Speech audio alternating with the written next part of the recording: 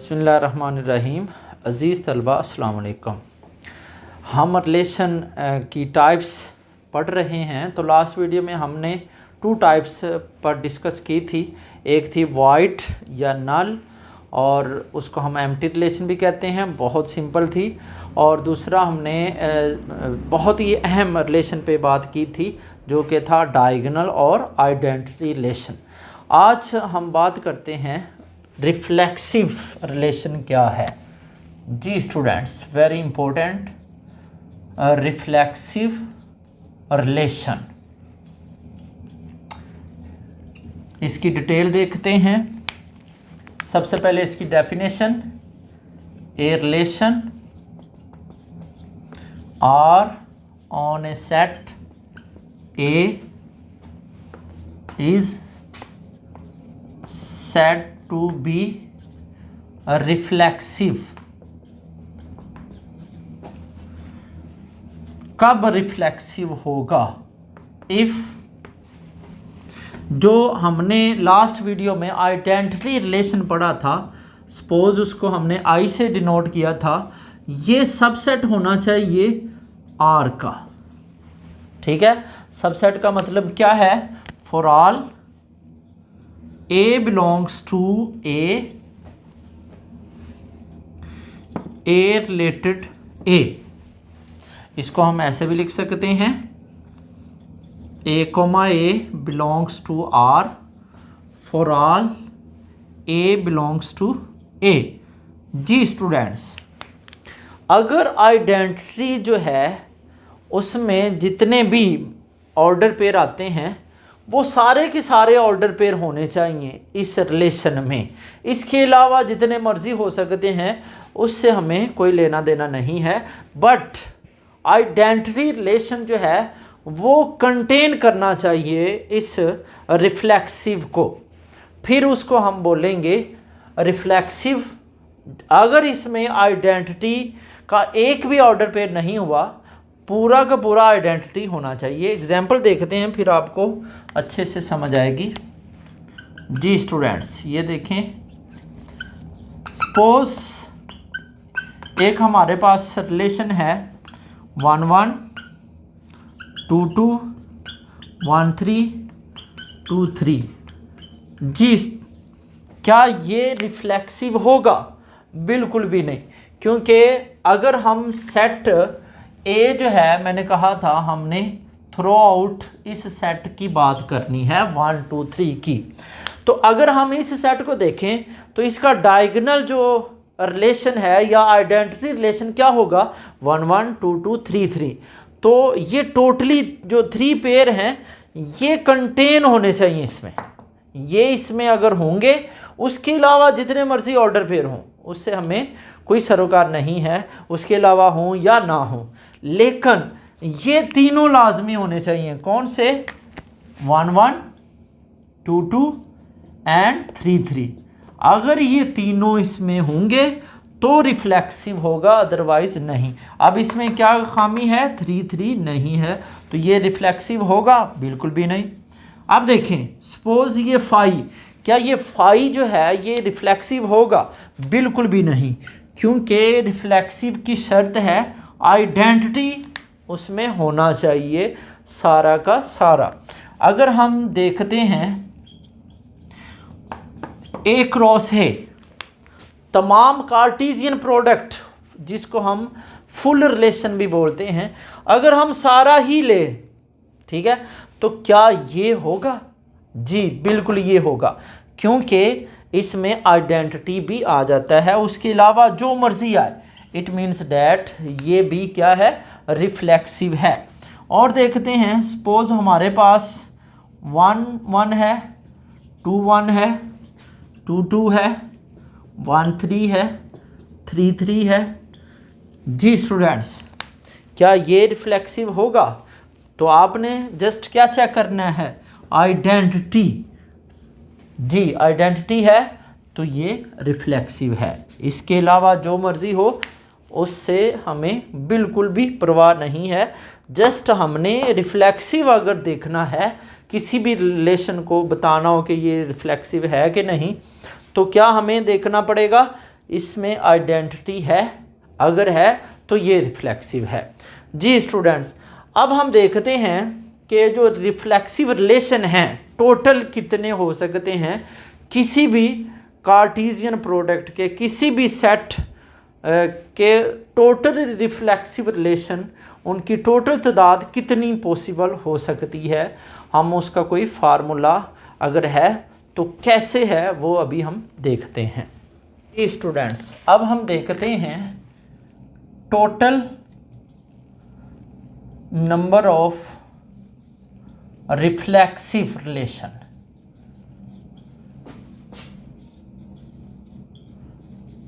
On a set, किसी भी set पर टोटल रिफ्लेक्सिव रिलेशन कितने हो सकते हैं।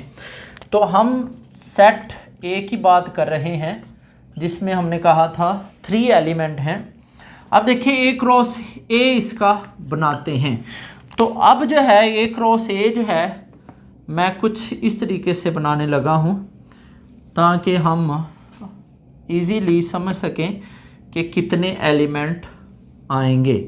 जी स्टूडेंट्स, 1 2 3 1 2 3 1 1 और 1 2 1 3, इसी तरह 2 1 2 2 2 3 and 3 1 3 2 and 3 3।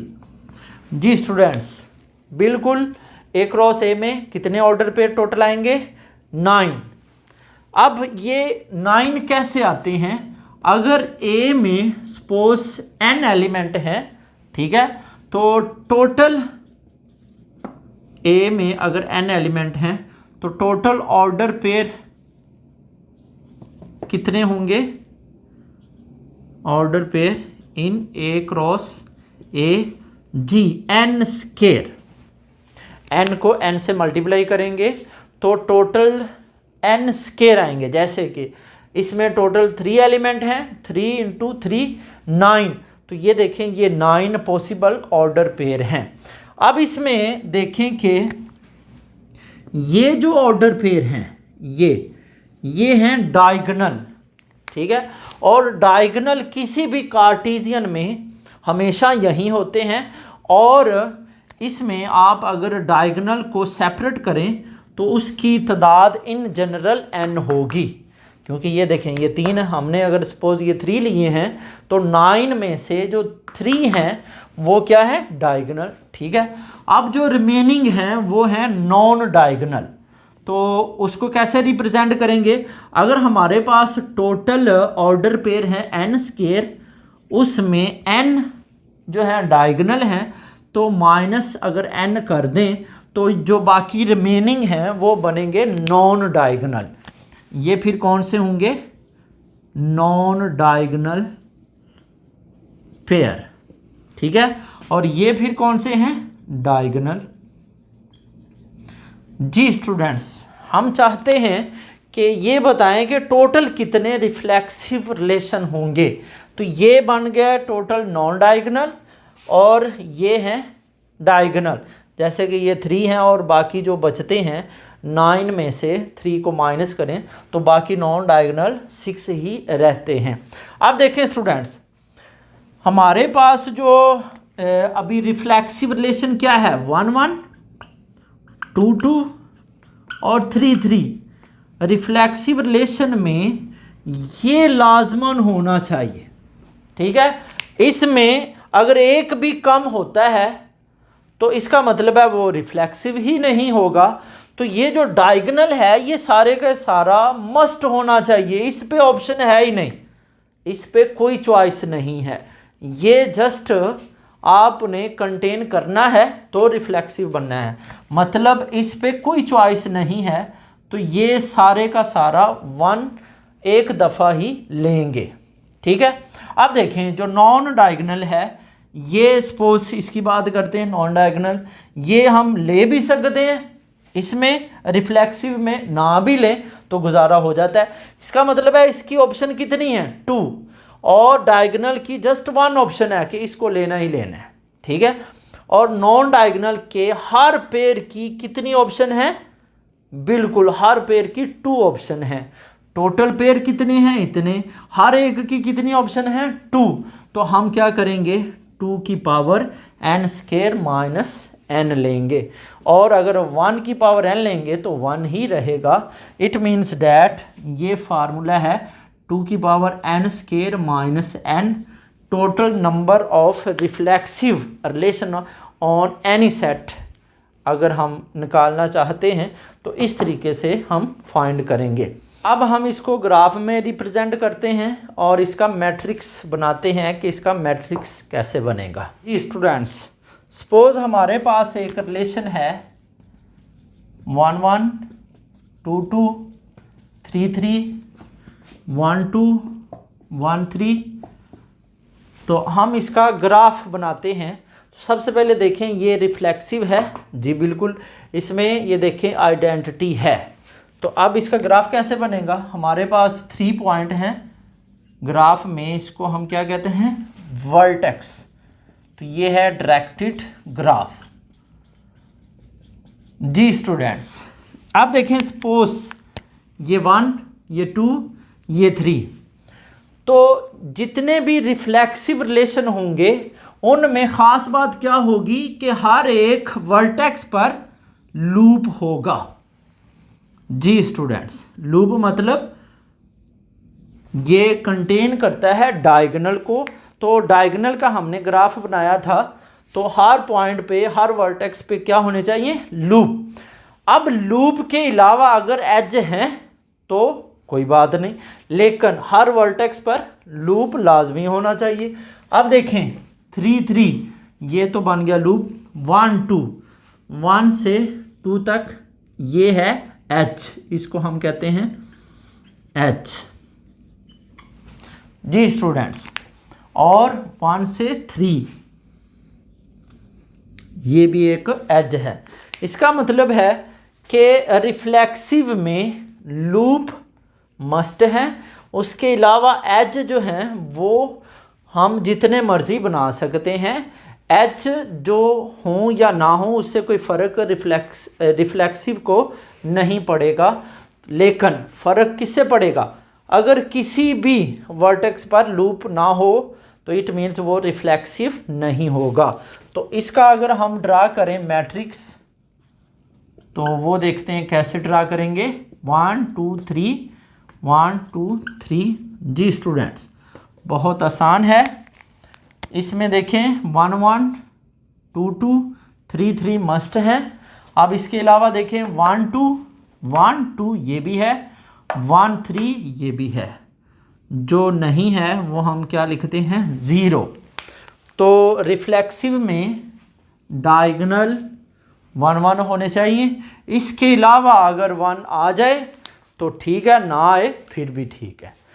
Ji students, I hope कि आपको रिफ्लेक्सिव की अच्छे से समझ आ गई है। अगर आपके सामने कोई भी एग्जांपल आ जाती है और पूछा जाए कि बताएं ये रिफ्लेक्सिव है कि नहीं, बहुत आसान तरीका। सबसे पहले आपने क्या चेक करना है? आइडेंटिटी। अगर कंटेन है उसमें इट मीन्स वो रिफ्लेक्सिव है। उसके अलावा जो मर्जी हो, अगर कंटेन नहीं है, एक भी पेयर आइडेंटिटी में से कम है, इट मीन्स वो रिफ्लेक्सिव नहीं होगा। नेक्स्ट वीडियो में इंशाल्लाह हम बात करेंगे इररिफ्लेक्सिव पर, और उसमें और रिफ्लेक्सिव में क्या फ़र्क है वो हम देखेंगे। तो तब तक के लिए अल्लाह हाफिज़।